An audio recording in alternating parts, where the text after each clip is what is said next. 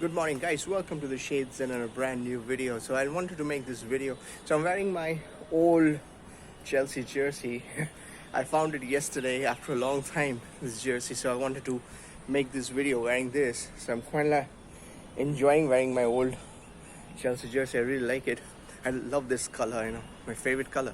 Anyways, coming back to the video, what I wanted to say was we talk a little bit about the key signings that Chelsea, an update on that, what I make of it, because there are a lot of things that are going on. We don't know for sure will these signings ever take place. We know for sure that Timo Werner is on board, so he's coming in. Whether it's completed within the next 1 week or after 15 July, after the Bundesliga ends. So that needs to be seen. But overall, I see that that dude is certainly on board at Chelsea.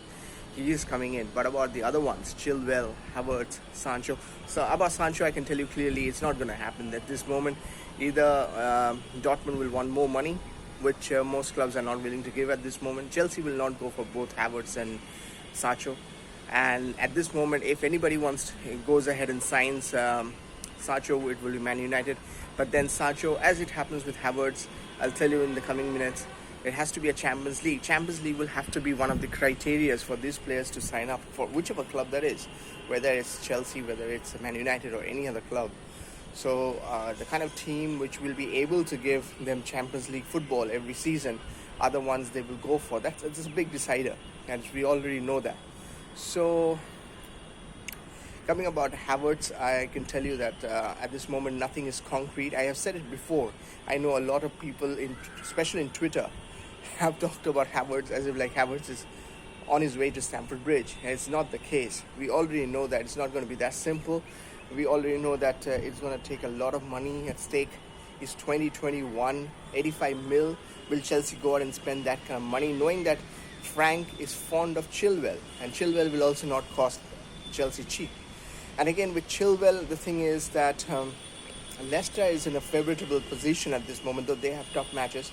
They're in a better position than Chelsea or Man United to finish in the top three, which will mean Champions League. And again, as I stated, Champions League is a big thing for these footballers. And for quite naturally, you get to play at the biggest club football event, which is the Champions League.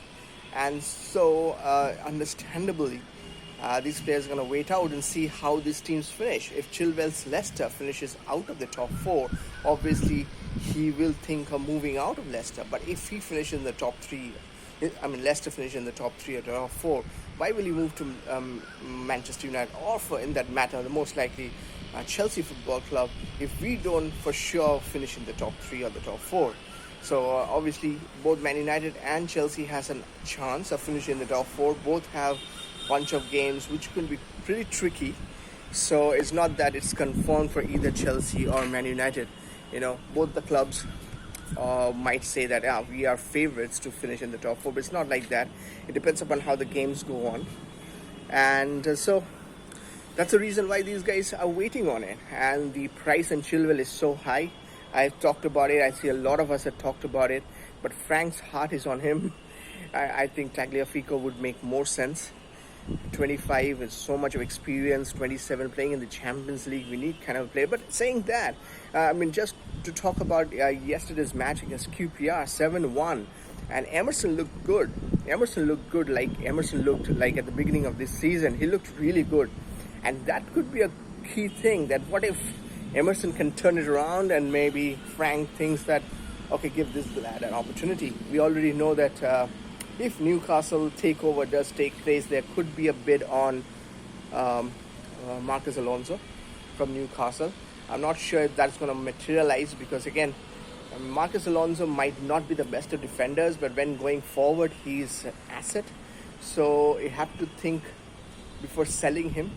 And I think Marcus Alonso will rather go to Spain or Italy, where he has more chances of getting more football rather than playing Newcastle and playing relegation football. No disrespect to Newcastle, but yeah, unless Newcastle goes ahead and spends good amount of money, they might still be playing for the positions between 12 and 18 in the Premier League. so which is relegation zone fighting, dogfight that happens in that part of the league. So I'm not sure Alonso will be interested to go there, that level. So he will more likely be interested to go to Italy or maybe in Spain if he gets a good team in Spain willing to spend that kind of money to get him over there. But for Emerson, I think he is looking like maybe Frank is giving him one more chance, which is great because I'm a big Emerson fan. So I'm really liking the fact that maybe Emerson gets that opportunity, because I don't think we need a left back if Emerson is on song. But the problem is that he has been too on and off, and a lot of people don't like him because of that, I guess, because it's not entirely his fault, keeping in mind that that he has been in and out of injuries. It's not entirely his fault that that guy is going in and out. But saying that, I hope he comes out good and better.